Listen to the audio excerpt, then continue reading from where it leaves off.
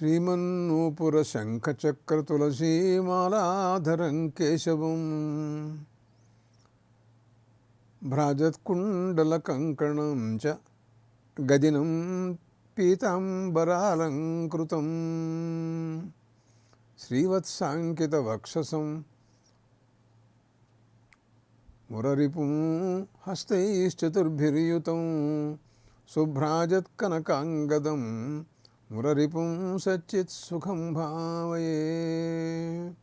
श्रीमन्नूपुरशङ्खचक्रतुलसीमालाधरं केशवं भ्राजत्कुण्डलकङ्कणं च गदिनं पीताम्बरालङ्कृतं श्रीवत्साङ्कितवक्षसं मधुरिपुं हस्तैश्चतुर्भिर्युतं शुभ्राजत्कनकाङ्गदं मुररिपुं सच्चित्सुखं भावये। पाथः संयुतमेघसन्निभतनुः प्रद्योतनस्यात्मजः नॄणां पुण्यकृतां शुभावः वपुः पापीयसान्दुःखकृतु श्रीमान् दक्षिणदिक्पतिर्महिषगो भूषाम्बरालङ्कृतो ध्येयसंयमनीपतिः पितृगुणस्वामी यमोदण्डभृतु किरीटोज्ज्वलं वस्त्राभिभूषाभिरामं विचित्रासनासीनं इन्दुप्रभास्यं नॄणां पापपुण्यानि पत्रे लिखन्तं भजे चित्रगुप्तं सखायोऽयमस्य। పితృయజ్ఞం గరుడ పురాణం అనే విషయంపై ఉపన్యాసాలు. మంత్ర ప్రభావం చేత అగ్నిదేవుడి యొక్క జ్ఞానం చేత మరణించినటువంటి జీవుడు ఏ లోకంలో ఎక్కడ ఉంటున్నాడో, ఏ రూపంలో ఉంటున్నాడో ఆయనకి తగినటువంటి ఆహారాన్ని మనమిచ్చేటటువంటి శ్రాద్ధంలో ఇచ్చిన ఆహారాన్ని ఆ రూపంగా మార్చి అగ్నిదేవుడు మంత్ర ప్రభావము ఇవన్నీ కూడాను సమకూరుస్తాయని మంత్రములు వేదమంత్రాలు చెబుతున్నాయి. గరుడ పురాణం చెబుతోంది. గరుడ పురాణం అంటే ఇది అష్టాదశ పురాణాల్లో వేదవ్యాస మహర్షి రచనలో ఒకటి. దాంట్లో సందర్భం ఎలా ఉంది అన్నట్టయితే శ్రీ మహావిష్ణువు స్వయంగా గరుత్మంతుల వారికి ఆయన కోరిక మేరకు ఔర్ధ్వదైహిక క్రియలను గురించినటువంటి విషయాలు బోధిస్తున్నారు. చాలా పెద్ద గ్రంథం ఇది. దీంట్లో జీవుల యొక్క గమనాలు, వాళ్ళు ఎక్కడికి పెడతారు అంటే పాపులు అంటే ఇంకా ఇతరమైనటువంటి ఉపనిషత్తులు కానీ వేదాలు కానీ కర్మానుష్ఠాతలు వేదాధ్యేతలు అలాగా ఇంకా ఉపాసకులు మహాజ్ఞానులు మరి యోగైశ్వరులు తపస్సంపన్నులు వేదాంత విచారం చేసినటువంటి మహానుభావులు ఇలాంటి వాళ్ళను గురించినటువంటి విషయం కాదు ఇది. కేవలం పాపాచరణ చేసినటువంటి వాళ్ళ గతిని గురించే గరుత్మంతుల వారు వివరించవలసింది అని శ్రీ మహావిష్ణువుని అడగగా వారు చెప్పేటటువంటి సమాధానాలపైన వేదమంత్రాలను ఆధారంగా చేసుకుని మనం మాట్లాడుతున్నాం. ఇక్కడ తండ్రి తాత ముత్తాత వాళ్ళను గురించి పిండ ప్రదానం చేస్తూ కుమారుడు కానీ మనవడు కానీ వాళ్ళు కానీ ఎవరికి అధికారం ఉంటుందో, ఎవరు ఆ సమయంలో కర్మకాండ చేస్తున్నారో అలాంటి వారు చెప్పేటటువంటి మంత్రాలు. యథా వాయురక్షితోనుపదస్థ ఏవం మహ్యం పితామహాయ అక్షితోనుపదస్థ స్వధాభవ తాంత్వగ్గుస్వధాంతై సహోపజీవ సామానితే మహిమ అని ఉంటుందండి. అంటే ఇక్కడ స్వాధ్యాయ బ్రాహ్మణంలో కూడా మానవలోకంలో మనుష్యులు ఉత్తమాధికారులు చేసేటటువంటి వేదాధ్యయనం ఋగ్వేదం కానీ యజుర్వేదం కానీ సామవేదం కానీ అథర్వవేదం కానీ ఇతిహాస పురాణాలైనా సరే వాట్లను కూడా అధ్యయనం చేయటం, వాట్ల వలన కూడా పితృదేవతలకి అక్షయమైనటువంటి ఆహార పదార్థాలన్నీ కూడా చెందుతాయని స్వాధ్యాయ బ్రాహ్మణం చెబుతోంది. అంటే ఒక్కొక్క వేదాధ్యయన ప్రభావం చేత తేనె కాలవలు, అలాగా క్షీర కాలవలు, సోమరసం కాలవల రూపంతో అట్లా ఆహార పదార్థాలు వాళ్ళకి సంతృప్తికరంగా వాళ్ళకి వెళ్ళి చెందుతాయని దానివల్ల వాళ్ళు ఆనందపడతారని, వారి ఆనందం మనకి శ్రేయోదాయకమని ఈ విషయాలన్నీ కూడాను స్వాధ్యాయ బ్రాహ్మణం చెప్పింది. ఈ సామగానం అట్లాగా ఋగ్వేద మంత్రాలు, ఈ వేద మంత్రాలు ఇక్కడ జరిగేటటువంటి వాటి వలన వాటల్లో సామవేదం కూడా చాలా గొప్పది.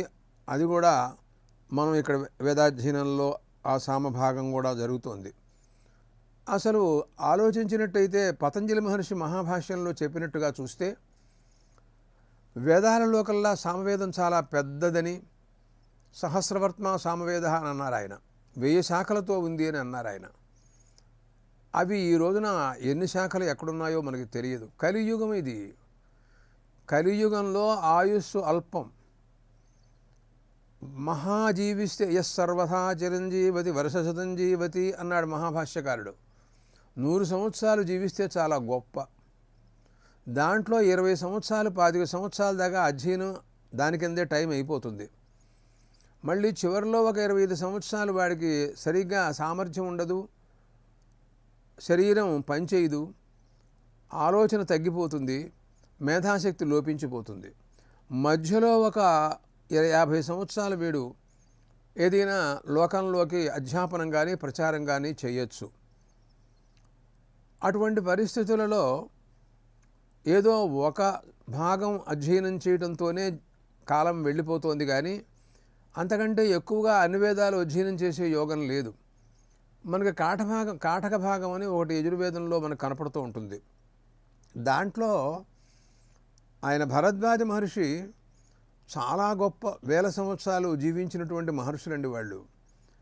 ఇతర యుగాలలో కృతయుగం, త్రేతాయుగం, ద్వాపరయుగం, ఆ యుగాలలో ఉండేటటువంటి ఆయుర్భాగ్యం చాలా పెద్దదనమాట. 1000 సంవత్సరాలు జీవించి ఉంటారు. కలియుగంలోకి వచ్చేటప్పటికల్లా 100 సంవత్సరాలు జీవిస్తే గొప్ప. అందుకోసమే ద్వాపర సంధిలో వేదవ్యాస మహర్షి అవతరించడం జరిగింది. అంటే ఈ కలియుగంలో పుట్టిన వాళ్ళ యొక్క ఆయుస్సు చాలా తక్కువగా ఉంటుందని, వీళ్ళు సంపూర్ణంగా వేదాలని అధ్యయనం చేయలేరని, చేసినా ఆ వేదాల్లో ఏముందో తెలుసుకోలేరని, దీనికి టైం సరిపోదనే ఉద్దేశ్యంతో ఆ మహర్షి కొన్ని భాగాలుగా విభాగం చేసి ఇంతవరకు అధ్యయనం చేయండి చాలు, అంత చేస్తే గొప్పేను, మిగిలిన వేదాల్లో ఉండే సారాంశాన్ని అంతటిని నేను పురాణాల్లో రచించి మీకు అందిస్తాను అని అన్నారు ఆయన. అదే అందుకోసమనే ఆయన ఈ కలియుగంలో వీళ్ళని ఉద్దేశించి ఆయన ఆ రకమైనటువంటి ప్రయత్నం చేసినట్టుగా మనకి మహాభారతం కానీ పురాణాలు కానీ చెబుతున్నాయి. అటువంటి పరిస్థితులలో మరి ఇతర యుగంలో ఉండేటటువంటి భరద్వాజ మహర్షి ఆయన 1000 సంవత్సరాలు జీవించి వేదాధ్యయనం చేశాడని, అయినా వేదాలు ఆయనకి అధ్యయనం చేయడం కాలేదని, తర్వాత మళ్ళీ దేవేంద్రుడిని అడిగి 100 సంవత్సరాల ఆయుర్భాగ్యం అప్పుడప్పుడు అడిగి తీసుకుంటున్నాడని, తీసుకున్న తర్వాత మళ్ళీ 4వసారి కూడా మళ్ళీ అడిగాడని వేదంలో వర్ణనంతా అలా ఉంది. దాన్ని అనువాద చేసి చెబుతున్నాను మీకు నేను. ఆయన అన్నారు 4వసారి మళ్ళీ పిలిచాడు దేవేంద్రుణ్ణి. ఆయన వచ్చాడు. ఏం మహర్షి, ఏమిటి ఇలా చాలాసార్లు ఆయుర్భాగ్యం తీసుకుంటున్నావు, ఏం చేస్తున్నావు ఏమిటి అని అడిగాడు. ఎత్తే చతుర్థమాజుర్దజ్జాం కిమే నేన కుర్యా ఇతి అని అడిగాడండి. ఇస్తాను, ఆయుర్భాగ్యం ఇవ్వటంలో నాకు అభ్యంతరం ఏం లేదయ్యా, మహర్షివి నువ్వు, ఏం చేస్తున్నావు దీని చేత నువ్వు అని అడిగాడు. బ్రహ్మచర్యమే వైరేన చర్యమితి హోవాచ, వేదాధ్యయనం చేస్తున్నానండి, అంతకంటే ఏం చేస్తాను నేను, నా ఆయుర్భాగ్యం అంతా కూడా ఖర్చు పెట్టాను, వేదాలు పూర్తి కాలేదు. తమరిచ్చినటువంటి 300 సంవత్సరాలు, మరి ఆ 100 సంవత్సరాలు దేవేంద్రుడి యొక్క మాన ప్రకారంగా, దేవతామాన ప్రకారంగా ఇవి ఉంటాయి. ఆయన ఇచ్చే సంవత్సరాలు ఆ కాలం అలా ఉంటుంది కదా. మన కాలానికి, మన మానానికి ఆ మానానికి సంబంధం లేదు అసలు. ఆ రకంగా చేసినా కూడా కాలేదు. ఆయన అనుగ్రహించాడు. దేవేంద్రుడు అనుకున్నాడు, అయ్యో చాలా శ్రద్ధాసక్తులు కలవాళ్లాగా ఉన్నాడు, వేదాధ్యయనాలు చేసి చేసి పాపం జీర్ణించిపోతున్నాడు, ఇతనికి వేదాధ్యయనం అంటే అంత ఆసక్తిగా ఉండు, ఈ వేదాలన్నీ అధ్యయనం చేస్తే అవుతాయి అని అనుకుని ఉంటాడు ఈయన. పాపం తెలియదు దానికి రహస్యం. అప్పుడు అన్నాడైనా ఎత్తే చతుర్థమాజుర్దజ్జాం కిమే నేన కుర్యా ఇతి బ్రహ్మచర్యమే వైరేన చర్యేజమితి హోవాచ. అప్పుడు ఆయన ఏమనుకున్నాడంటే, సమస్త వేదాధ్యయన ఫలము ఈయనకి ఇద్దాం, వేదాధ్యయనం చేసి తద్వారా ఆ అర్థం జ్ఞానపూర్వకంగా సమస్త వేదార్థం తెలుసుకుందామని అనుకుని ప్రారంభించి ఉంటాడు. అది జరిగే పని కాదు. కాబట్టి ఈయన్ని అనుగ్రహించాలి అని దయా, దేవేంద్రుడు కదా, త్రిలోకాధీశ్వరుడు, మహానుభావుడు, జ్ఞాని. ఆయన ఏమన్నారంటే, తగుంహత్రీన్ గిరిరూప నవిజ్ఞాత నివదర్శయాంచకార. అలా చూడు అన్నాడు. చూస్తే 3 పర్వతాకారాలుగా కనపడుతున్నాయండి. అవి 3 పర్వతాలట, 3 వేదాలటండి. అవి పర్వతాకారాలుగా ఉన్నాయి. త్రీన్ గిరిరూప నవిజ్ఞాత నివ అంటే ఇంకా వాటిని అధ్యయనం చేయలేదు ఆయన, ఇంకా బాకీ ఉందన్నమాట. అసలు ఎప్పటికవుతుందంటారు ఇది?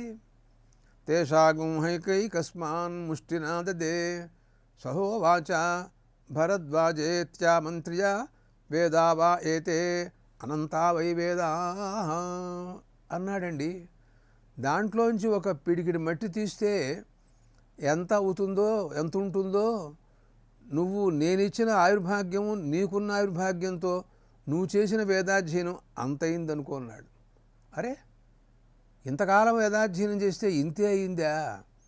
అథత ఇతరదన నూక్తమేవా అన్నాడండి. అనంతావై వేదా అన్నాడండి ఆయన. వేదాలకు అంతు లేదన్నాడు ఆయన. అలా పర్వతాకారాలుగా కనపడుతున్నాయి అన్నాడు. వాటిని ఎవరు అధ్యయనం చేయగలరు, ఎవరు తెలుసుకోగలరు? మనకి ఎంత వచ్చు, మన పరిస్థితి ఎంత, మన మేధాశక్తి ఎంత? భరద్వాజ మహర్షికే దిక్కులేదు. దేవేంద్రుడు ఇచ్చిన ఆయుర్భాగ్యం తీసుకున్నా కూడా ఆయనకేం కాలేదే. మన ఆయుస్సు ఎంత, మన మేధాశక్తి ఎంత? నిన్న ఏమిటిరా అంటే, నిన్న ఏం తిన్నావురా అంటే, ఇవాళ నిన్న అండి అంటాడు. అది కూడా చెప్పలేనటువంటి తెలివితేటలు కదా మనవి. కానీ మెత్త మేధావంతులు అనుకోవడం ఉందో అవివేకం అన్నమాట దానికి అర్థం. కాబట్టి దీనికి అర్థం ఏమిటి అంటే అసలు తెలియదు, అసలు ఆ వాక్యాలు ఏమిటో గుర్తుండట్లేదు. మళ్ళీ వెంటనే అది మాసిపోతుంది, అది కనుక మర్చిపోతున్నాం. ఇలాంటి పరిస్థితుల్లో మిగిలినంతా కూడా బాకీ ఉంది అని చెప్పి సావిత్రాగ్ని విద్యని గురించి ఉపదేశం చేశాడు అని ఉందండి అక్కడ. అయం వై సర్వ విద్యేతి ఏషో ఏవత్రయీ విద్యా యావంతగుం హవైత్రయ్యా విద్యజా లోకంజయతి తావంతం లోకంజయతి అని అన్నాడండి. నీకు 3 వేదముల యొక్క సారాంశాన్ని చెప్పేస్తున్నాను నీకు నేను. అంచేత యత్ సారభూతం తదుపాసితవ్యం అని శాస్త్రాలండి. సారాంశాన్ని మనం తెలుసుకోవాలి కానీ కాదండి నేను మామూలుగా యథాప్రకారంగా చదువుకుంటూ వస్తాను. నేను ఆ వేదాలన్నీ చదివిన తర్వాత 99వ సంవత్సరంలో అప్పుడు అర్థజ్ఞానం తెలుసుకోవడం కోసం ప్రయత్నాలు చేస్తానండి అని అన్నాడు అనుకోండి ఎవడైనా, వాడి గురించి ఏమనాలి మనం? చాలా మేధావంతుడు అనాలి, అంతకంటే ఏమంటాము అండి మనం? అంటే అది జరిగే పని కాదు. అంచేది ఇప్పుడు ఏమిటంటే లోకంలో ఇప్పుడు మనకి ఆహార పదార్థాల్లో మనం క్షేత్రంలో పొలాల్లో మనం పంటలు పండించి మనం ఆ ధాన్యాన్ని తీసుకొస్తున్నాం. అదేమిటండి దాంట్లో తినే బియ్యం కదా మనకు కావాల్సింది. ఆ కొమ్మలన్నీ కోసుకొస్తున్నాడండి. అదేమిటి ఆ మామిడికాయలన్నీ కొమ్మలతో కోసుకొస్తున్నాడు. ఆ మామిడికాయ ఎంత తింటాడా? లోపల టెంక తింటాడా? సారమే కదా తినేది. కానీ కొంతమంది అలా ఉంటారు, వాళ్ళు చాలా మేధావంతులు అనమాట. వాళ్ళ గురించి మనం ఏం చెప్పలేం, మహానుభావులు వాళ్ళు. కాబట్టి వాళ్ళకు నమస్కారం. కాబట్టి దేవేంద్రుడంతటి వాడు సారభూతమైనటువంటి యత్ సారభూతం తదుపాసితవ్యం హంసో యథా క్షీరమివాంబు మిశ్రం అన్నాడు ఒక ఆయన. అన్నాడు అనంతశాస్త్రం బహువేదితవ్యం అన్నాడండి. శాస్త్రాలు అనంతంగా ఉంటాయన్నాడు. బహువేదితవ్యం తెలుసుకోదగింది ఎక్కువగా ఉందన్నాడు. అల్పశ్చ కాలహ అన్నాడు. కాలం ఎంతరానికంటే రేపొద్దున ఉంటామో లేదో మనకే తెలియదు. అల్పశ్చకాలో బహవశ్చ విఘ్నాహ అన్నాడు. దీనికి ఎన్ని విఘ్నాలంటే చెప్పలేం. అప్పుడు ఏం చేయవలసి ఉంటుంటే సారభూతం తదుపాసితవ్యం, సారమేమిటో తెలుసుకోరా. హంసో యథా క్షీరమివాంబు మిశ్రం, హంస ఉందనుకోండి నీళ్లు పాలు వేరు చేస్తుంది. అది పాలుకు పాలు వేరు, నీళ్ళకి నీరు వేరు చేస్తుంది. అలాగా ఆత్మానాత్మ వివేకం తెలుసుకున్నట్టయితే ఏకవిజ్ఞానేన సర్వవిజ్ఞాన ప్రతిజ్ఞానం చాందోగ్యం చెబుతోంది కదా. అసలు వేదాంతం అంటే కొంతమందికి ఇష్టం ఉండదు కదండి. అందువలన ఏకవిజ్ఞానేన సర్వవిజ్ఞాన ప్రతిజ్ఞ యథా సౌమ్యేకేన మృత్పిండేన సర్వమున్మయం విజ్ఞాతం స్యాత్ వాచారంభణం వికారో నామధేయం మృత్తికేచ్చేవ సత్యం అని దాని మీద ఎన్నో ఉదాహరణలు చెబుతుంది చాందోగ్యోపనిషత్తు. ప్రతి ఉపనిషత్తు చెబుతుందండి. కాబట్టి ఆత్మవిజ్ఞానం అనేటటువంటిది చాలా గొప్పది కనుక దానిలో ఇవన్నీ కూడా అంతర్గతమై ఉంటాయి. కానీ ఇవన్నీ కూడాను ప్రత్యేకంగా మనం తెలుసుకోవాల్సినటువంటి అవసరం ఏం లేదన్నమాట దానికి అర్థం. యావానర్థ ఉదపానే సర్వత సంప్రతోదకే తావాను సర్వేషు వేదేషు బ్రాహ్మణస్య విజానత అన్నాడు గీతాచార్యుడు మాట్లాడుతూ. సంప్రతోదకం అండి, సముద్ర స్నానం చేశాడు, అక్కడ చేస్తే సమస్తమైనటువంటి నదులు స్నానం చేసిన ఫలం వస్తుందండి. లేదండి నేను ప్రత్యేకంగా గోదావరిలో చేస్తాను, నేను తర్వాత మళ్ళీ కాశీ వెళ్ళి గంగలో చేస్తాను, తర్వాత యమునలో ప్రత్యేకంగా చేసొస్తాను, కావేరికి వెళ్ళి చేసొస్తాను, కృష్ణలో వెళ్ళి చేసొస్తాను, నేను ఇట్లా అన్ని నదులు దీంట్లో వచ్చాయంటే నేను నమ్మను, సముద్ర స్నానం చేసినా అన్ని నదులు స్నాన ఫలం నాకు వస్తుంది, నాకు నమ్మకం లేదు అనేటటువంటి వాడు మహానుభావుడు. ఏం చెబుతాం అలాంటి మనుషులకి? యావానర్థ ఉదపానే సర్వత సంప్రతోదకే ఏక బ్రహ్మ విజ్ఞానం చేత ఏక విజ్ఞానం చేత సర్వ విజ్ఞానం లభిస్తుందని చెబుతూ ఉంటుంటే అయినా నేను నమ్మను అనే వాళ్ళ గురించి నమస్తేభ్య విడిచిపెట్టేసి. కాబట్టి ఆ రకంగా ఇప్పుడు ప్రస్తుతం మనం చెప్పే మాట ఏమిటంటే ప్రపితామహాయ ఇప్పుడు వారి తాతగారికి ముత్తాతగారికి కూడా పిండ ప్రదానం చేస్తున్నాడు. అది సామానితే మహిమ అన్నాడండి. సామవేదం మహిమ ప్రభావం చేత అవి ఆయనకి చెందుగాకారు అంటున్నాడండి. సామవేదం అంత గొప్పదా అండి? ఏమో మరి నాకు తెలియదు కానండి. భగవద్గీతలో మాత్రం కృష్ణ పరమాత్మ మాట అన్నారు, వేదానాం సామవేదోహం అనే ఒక మాట మాత్రం మాట్లాడారు. దాని గురించి ఛాందోగ్యోపనిషత్తు సామవేదానికి సంబంధించినటువంటి ఉపనిషత్తు అది. దాంట్లో మాట్లాడుతూ ఉంటుంది, అమృతత్వం దేవేభ్య ఆగాయాని సుధాం పితృభ్య ఆగాయాని ఆశాం మనుష్యేభ్య ఆగాయాని తృణోదకం పశుభ్య ఆగాయాని స్వర్గం లోకం యజమానాయ ఆగాయాని అన్నమాత్మన ఆగాయాని హో అంటుందండి. అంటే అర్థం ఏం చెబుతోంది? నేను సమగానం ఇక్కడ చేస్తున్నాను అంటే ఈ భూలోకంలో అమృతత్వం దేవేభ్య ఆగాయాని దేవతలకి అమృతత్వాన్ని సంపాదించడం కోసం ఇక్కడ సామగానం చేస్తున్నాను అని చెప్పిందండి. అంటే వీడి ఇక్కడ కూర్చుని సామగానం చేస్తూ ఉంటే దేవతలకు అమృతం లభిస్తోంది. అక్కడ అమృత కాలువలు ఇక్కడి నుంచి వెళ్ళిపోతున్నాయి. వాళ్ళు ఆ కాలువల్లోంచి అమృతాన్ని తీసుకుని బకెట్ వేసి లాక్కు తాగుతున్నారు వాళ్ళు అక్కడ. అమృతత్వం దేవేభ్య ఆగాయాని స్వధాం పితృభ్య ఆగాయాని పితృదేవతలు ఉన్నారు పితృలోకంలో, వాళ్ళకి స్వధాశబ్దం చేత ఇచ్చినటువంటి అన్నం సారం అవన్నీ కూడాను వాళ్ళకి వెళ్ళిపోతున్నాయి సామగాన ప్రభావం చేత. ఆశాం మనుష్యేభ్య ఆగాయాని ఈ లోకంలో మానవులకి ఆశ అంటే ఏ కోరికలు ఉంటాయో అవన్నీ కూడాను సామగానం చేత సిద్ధిస్తాయని చెబుతోందండి. తృణోదకం పశుభ్య ఆగాయాని ఆశ్చర్యమైన విషయం. పశుభ్య అండి పశువులు, తృణోదకం పశువులకి గడ్డి కావాలి కదండి, వర్షం కురిస్తే కానీ గడ్డి రాదు కదా, పచ్చగడ్డి వేయాలండి. ఆ గోవు, ఎడ్లు, పశువులు అన్నీ ఉన్నాయి. ఈ ప్రపంచంలో అనేక ప్రాణివర్గాలు ఉన్నాయి. అందరూ కూడా క్షేమంగా ఉండాలి. నాకెవరితోనూ సంబంధం లేదంటే కుదరదు కదా. భూతబలిని మనం ఇస్తూ ఉంటాం వైశ్వదేవ కాలంలో చాలామంది. ఏ భూతా ప్రచరంతి దివానక్తం బలి మిచ్చంతో వితుదస్య ప్రేష్యా తేభ్యో బలిం పుష్టికామో హరామి మయి పుష్టిం పుష్టిపతిర్దధాతు స్వాహా. ఏ భూతా ప్రచరంతి భూతాలు తిరుగుతూ ఉంటాయండి. పాపం ఆహారం లేదు కదా. గరుడపురాణం చెప్పిన ప్రకారంగా చూస్తే పాపులు ఆ నరకంలో దుఃఖాలు అనుభవించిన తర్వాత జన్మలు ఏమిటి అంటే పశుపక్షాది జన్మలు వస్తాయని చెబుతుందన్నమాట. ఆ రకంగా తిరుగుతూ ఉంటాడు జీవుడు. కొంతమందికి మనతో సంబంధం ఉంటుంది, మనకు సంబంధించిన వాడే అయి ఉండొచ్చు, మనని విడిచిపెట్టకుండా మన పక్కన తిరుగుతూ ఉంటుంది ఆ పశువు. అంటే ఆ సంబంధం ఉంటుంది, తెలుస్తుంది కొంత వాటికి, చెప్పడానికైతే తెలియని జ్ఞానం మాత్రం వాటికి ఉంటుంది. ఆ జీవుడికి జీవత్వం అనేటటువంటిది బ్రహ్మజ్ఞానం ఉండే వరకు జీవత్వం ఉండవలసిందే, కానీ జీవత్వం పోదు. నహి జీవో మ్రీతే జీవత్వంతో మ్రీతే అంటారు వేదాంతంలో మాట్లాడుతూ చెబుతారు. జీవుడు మరణించడు, ఎందుకంటే జీవో బ్రహ్మైవ నాపరహ అని శాస్త్రం కదా. కాబట్టి జీవత్వం పోతే పోవచ్చు అని ఇవన్నీ కూడాను చెబుతూ ఉంటారు. కాబట్టి అటువంటి వాటిని కూడా మనం అన్నం పెట్టాలి. ఏ భూతా ప్రచరంతి దివానక్తం బలి మిచ్చంతో వితుదస్య ప్రేష్యా. యమదూతలట వాళ్ళు, యముడు పంపించినటువంటి దూతలు అహోరాత్రాలు అన్నం కోసం తిరుగుతూ ఉంటారు. కాస్త ఆహారం పెడితే సంతోషిస్తారు. నువ్వు పారేసే అన్నమే, నువ్వేం పెద్దగా ప్రత్యేకంగా వాట్ల కోసమని ప్రత్యేకంగా అన్నం వండి పాయసాలు గారెలు పూర్లు ఆ కుక్క కోసమని వండక్కర్లా. నువ్వు తినే దాంట్లో కొద్దో గొప్ప కాస్త బయటకు వెళ్ళి ఆ సమయానికి ఏది తిరుగుతున్నాయో వెళ్ళి దాన్ని కాస్త వేసిరావయ్యా. తేభ్యో బలిం పుష్టికామో హరామి, అది కూడా దాంట్లో స్వార్థం ఉందని చెబుతోంది ఈ మంత్రం. పుష్టికామో హరామి అన్నాడండి. వీడు ఊరికే దానికి ఆకలి తీరడం కోసం వీడు వేయటం లేదండి. వీడంత స్వార్థ బుద్ధి అండి వీడిది. పుష్టికామో హరామి అన్నాడండి. వీడు కూడా బలం కలగాలని వేస్తున్నట్ట. కుక్కకి ఎంత బలం ఉంటుందో తెలుసా మీకు? అది ఎంత స్పీడ్లో పరిగెత్తుతుందో అంత శక్తి దానికి బలం ఉంటుంది బాగా. నేల కూడా కాలుతో తవ్వేస్తుంది. అది ఎమ్మా స్పీడ్లో పరిగెత్తుతుంది. ఎంతో బలం లేకపోతే అలా వెళ్ళలేదు కదా. పక్షులు ఉన్నాయి, ఎలా వెళ్ళిపోతుంటాయి అవి అంతరిక్షలోకంలో. అలాంటి పుష్టి నాకు కూడా లభించాలని వాటికి ఇస్తున్నాడు. కానీ వీడేమీ కేవలం పరోపకార బుద్ధితో ఇవ్వటల్లా, రెండూ కలిసి వస్తాయి. ఆమ్రాష్ట శక్త పితరష్ట ప్రీణీత ఏకాక్రియా వ్యర్థకరీ బభూవ అన్నాడు మహాభాష్యకారుడు.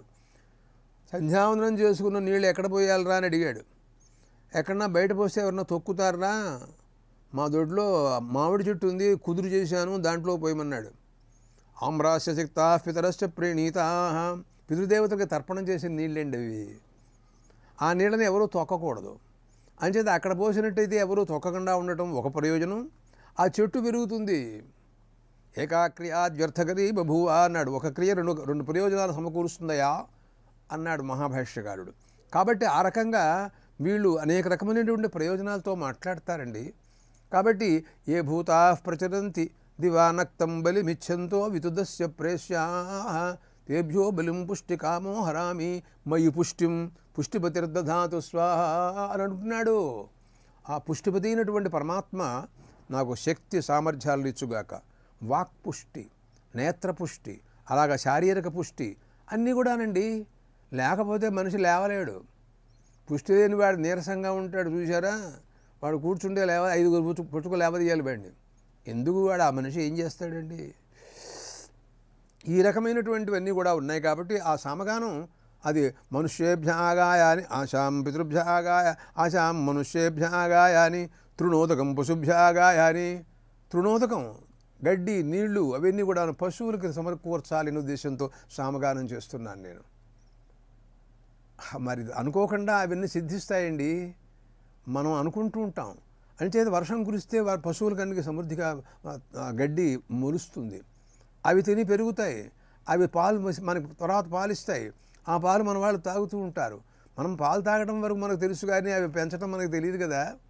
అవి పెంచకుండానే మనం పాలు తాగితే ఎలాగండి? అందువలన తృణోదకం పశుభ్యాగాయ అని అన్న సమృద్ధి సామగాన ఫలం అని ఈ రకమైనటువంటి చెప్పింది. అదే అంటున్నాడు. ఏషతే ప్రపితామహ మధుమాగుం ఊర్మి సరస్వాను యామానాదిత్యశ్చ తావత్యస్య మాత్రా తావతి ఇంత ఏతాం మాత్రాం దదామి. ప్రపితామహ, ఆయన పితామహుడు ప్రపితామహుడు అంటే తండ్రికి తాత. వీడి తాత అయిపోయింది, తండ్రికి తాత దగ్గరికి వెళ్ళాడు, వాళ్ళకు కూడా పెడుతున్నాడు అన్నం. అరే, అసలు ఎవరికి పెట్టద్దు అనుకునే సిద్ధాంతం మన వాళ్ళకి. మనం తప్ప ఎవరు తినకూడదు. తలుపులు వేసుకుని గుటక్కుని మింగేయాలి తప్ప అసలు ఎవరిని లోపల రానివ్వకుండా తిందాం అనుకుంటూ ఉంటే, మంత్రాలు ఏం చెబుతున్నాయంటే శ్రాద్ధకాలంలో తండ్రికి తాత అయినటువంటి ప్రపితామహుడిని గురించి కూడా మాట్లాడుతున్నాయి. తాత ప్రపితామహ, నీకు మధుమంతం స్వారస్యంతో మాధుర్యోపేతమైనటువంటి ఆహారం ఇస్తున్నాను తాత. నేనిచ్చేటటువంటి ఆహారం నీకు మాధుర్యోపేతంగా ఉండుగాక. ఊర్మి సరస్వాను, తరంగ రూపంతో ప్రవాహ రూపంతో నీకు వచ్చుగాక. సారవత్తరంగా అన్నమాట. పిప్పి మరేమో కాడలు చెక్కులు అటువంటి వద్దు. దాంట్లో ఉండే సారం ఏదైతే ఉంటుందో అది పెట్టవయ్యా. అందువల్లనే మధుమాన్ అని అంటుందండి. మధుమాగుమస్తు సూర్య, మాధుర్యోపేతమైనటువంటిది అనమాట. ప్రపంచంలో మధు అంటే లోకంలో ఉన్న ఔషధుల యొక్క సారం అన్నమాట అర్థం. అది అలాగా భావన చేసి మనం పెడుతున్నాం. అందువలన సరస్వాను యావానాదిత్యశ్చ తావత్యస్య మాత్రా, నేను ఇచ్చేటటువంటిది ఎంతగా నీకు చెందాలో తెలుసా?